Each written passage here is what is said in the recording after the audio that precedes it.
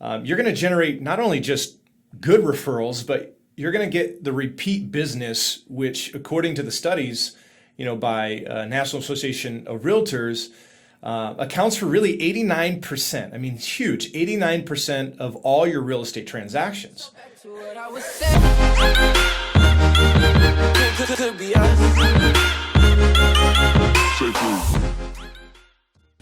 Hey everyone, my name is Nick Ossie. I'm the marketing lead here at Agent Elite, and today I have with us our COO and co-founder, Nick Reese. Hey, what's going on, Nick? How are you? And guys, I'm super excited to, be able to spend a couple minutes with you guys today, talking about, 7 ways to get a lead, from either a new agent perspective or even just overall in real estate. One of the first steps to starting this off would be, you need to understand the best source of your leads typically. So can you go into a little more detail about that? Yeah, I mean, first and foremost, step one when we talk about, getting leads, right, is just understanding, the source of not just leads, but your best leads. And, really your sphere of influence, right? We talk about this all the time. Your sphere of influence is the best source for leads, period. And, these are the people that you're going to have significant relationships with. And, they know you, they like you, they trust you. And, relationships need to be nurtured, in order to grow, right? And, if you make this a priority in your real estate business, then you're going to generate not only just good referrals, but you're going to get the repeat business, which according to the studies, by National Association of Realtors, accounts for really 89%. I mean, huge, 89% of all your real estate transactions, right? Yeah, that's pretty accurate. I'd say, what do you think maybe the second step is? Like typically, you say the sphere of influence. Is that really the best place to start? Or? Yeah, I mean, that's first and foremost, right? And then that brings us into, step 2, right? Which is start with your SOI, right? And it's substantial to take time, and SOI is your sphere of influence. So, we talked about, your best leads, now we're talking about the sphere of influence. And, when you're first getting into the career as a real estate agent, or even if you've had a long sustaining career as a real estate agent, then, this is something that just never stops, right? People don't know what they don't know, if that makes sense, right? And it's your job to go in and inform them, right? Think of the people that know you, that like you, that trust you. And if you think of your friends and your family, your barber, your hairdresser, the postal carrier, former colleagues, anyone that you've really established relationships with over the years, those are the people that you really want to target, right? And you want to introduce them to your social media platform, and your Facebook business page, right? And just starts kind of spreading the word through not only Facebook, but Instagram, LinkedIn, Twitter, Pinterest. And I think a lot of times agents get super overwhelmed because it's like, where do I start? And then how often do I have to be doing this? But at the end of the day, you definitely want to spend as much time and energy and effort, connecting via your social media platforms. Now, there are tools in place which will allow you to, post one spot to, aggregate those out to, several different places, so you're not having to go in and log into each and every single one. But it's something that a lot of agents ask us all the time. It's like, well, how much time do I have to do this? Or why do I have to do this? Well, at the end of the day, if you want to make money, then yeah, you need to put in the time, the energy, and effort, and you need to put it into places that, according to NAR, are saying where you're going to get the majority of your leads, the majority of your prospects, the majority of your interaction, and that is in social media. There's right? always going to be ways you're going to have to expand your influence or your sphere of influence. You're always going to be meeting new people and things, and you may even lose people in your sphere. Can you go into depth a little bit more on that? Well, yeah, I mean, new people, new friends, right? I mean, here's the thing is I think a lot of times when people are getting into this field, they forget that really 85% of their job is to network, is to market themselves in a way to not only get in front of new individuals, but also past friends, family, like we've talked about before, right? We can talk about this till we're blue in the face, but at the end of the day, sometimes you have to do the ridiculous in order to see the miraculous. We talk about this all the time. I mean, your sphere of influence will naturally change over time, depending upon the seasons of life that you're in. People, get added to your sphere of influence, and, people also leave your sphere of influence, right? And your closeness to certain people, over time will kind of come and go. It's just, the way of life, and really to maintain and expand on the number of relationships that you have. You need to be consistently developing your network, right? When you're out and about, making sure that you have the right tools in place to market yourself. Everything that we do, right, from a real estate standpoint, has to be able to funnel that traffic back to my website, and have my website tied into my social media, have my social media tied back into my website. But realistically, from a marketing standpoint, when we talk about, real estate and, what agents need to be doing, is they have to be focusing on funneling. I think a lot of agents are sold on the fact that a website equals leads. And so what they do is they go out and spend all this money, right? They don't tap into their sphere.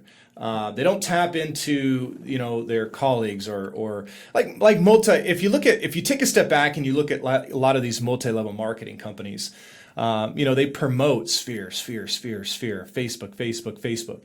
And, at the end of the day, you got to start somewhere, right? And real estate is no different from a concept of when we look at, how these big multi-level marketing companies work. A good majority of your business is going to come from that sphere.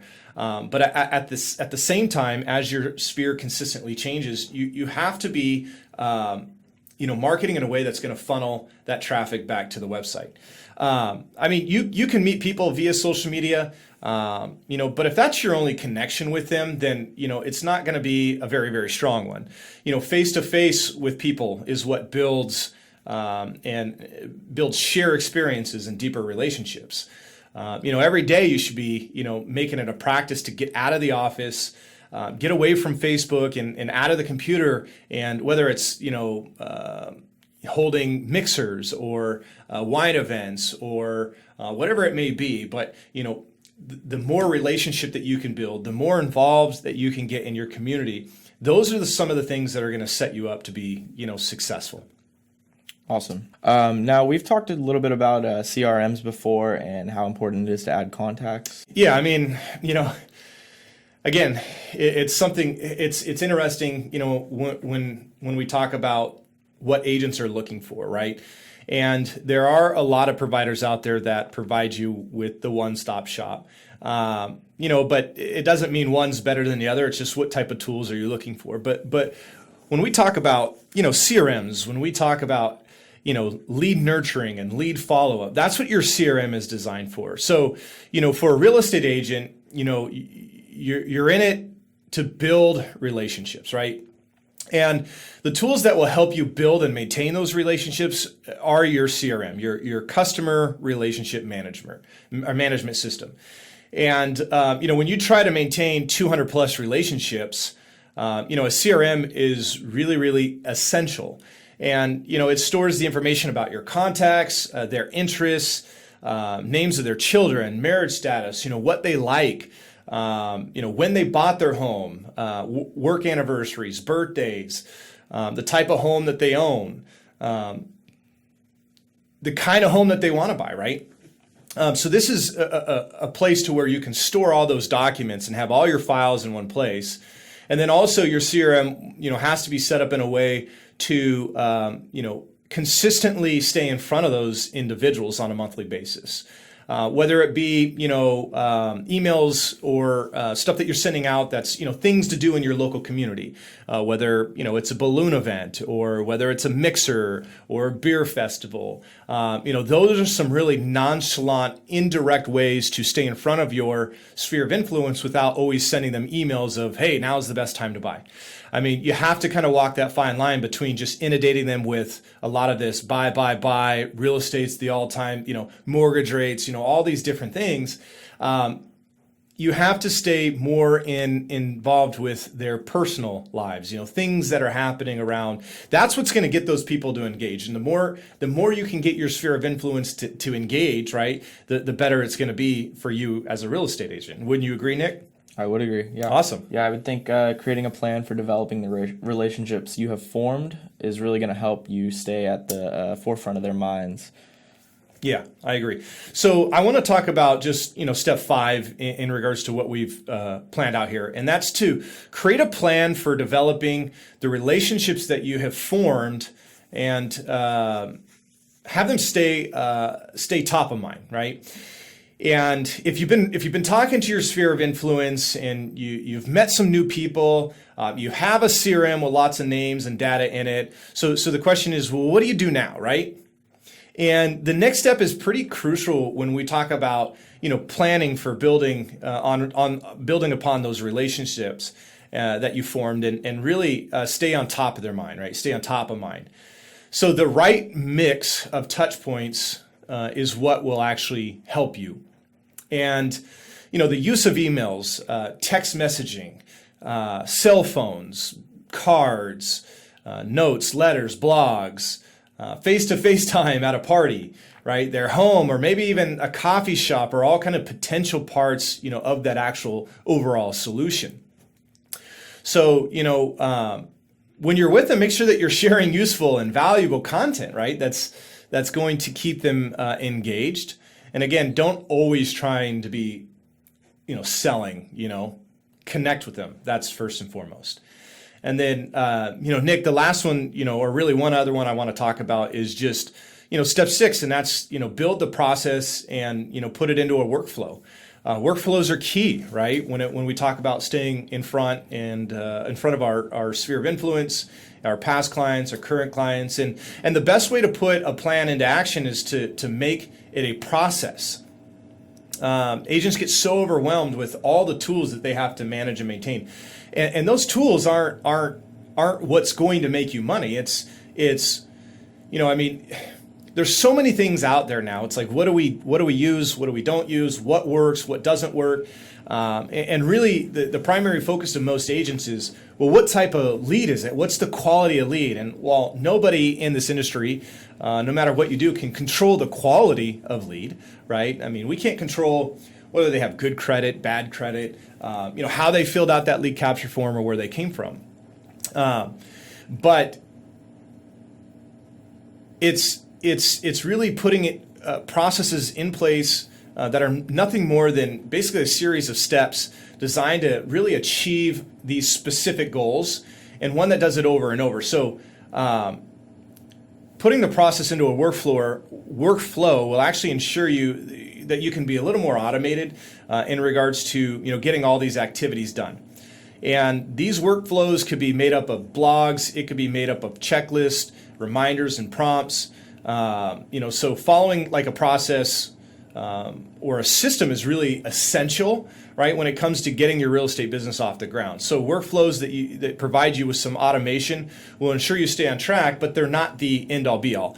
I guess is what I'm trying to say is so many agents rely on all those automations to take care of things for them that they forget that the face-to-face interaction, right? They forget all the other steps behind it. They think if I buy this, it's going to do this. I can sit back. Life is going to be great. It's going to, I'm just automatically going to, generate leads and things of that nature. And that's really not the case.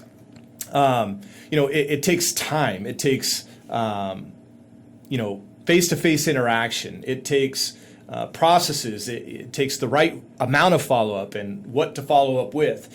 So when we talk about the total 7 steps, these are just some of the basics, right? And this would be a good baseline for any agent looking to get into business or any agent that is currently in the business, is just to kind of, to take a step back and look at what we're doing in regards to just some of the basic solutions that are out there that will allow me to network, and nurture. So last thing I want to talk about here before we head out is really step 7, and that's gratitude. So when you start getting into the business or when you start getting business from your contacts, whether they're buying or whether they're selling or whether they're just referring somebody to you, guys, make sure that you say thank you. Maybe provide them with a simple gift, something that they're going to use, right? Something that will remind them of yourself. There's a lot of different things that you can do, but I think a lot of times, agents, they can skimp on those things. It's like, we took a lot of time and energy, we invested into them, right? Put them in a home, and in return, we've made a decent paycheck on that. And so, reinvest some of that back into them to show your gratitude, right? Hey, thank you so much for allowing me the opportunity, to work with you. Thanks, for, allowing me to, put you in one of your, first homes and be able to provide for your family. And here's just a small gift, just to show you that I appreciate you and everything, and just allowing me to work with you. And so if you know anybody that may be interested in purchasing or selling, do me a favor, shoot them my way. I promise I'll take care of them just like I've taken care of you.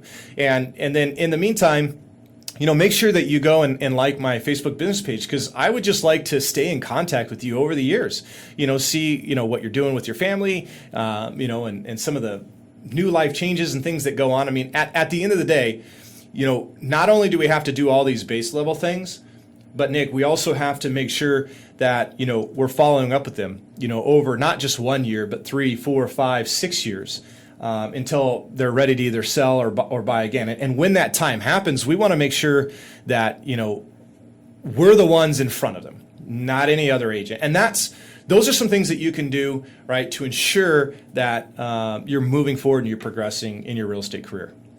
So other than that, Nick, I appreciate the time that we got to spend together, and I'm looking forward to our next topic here, going into our next series.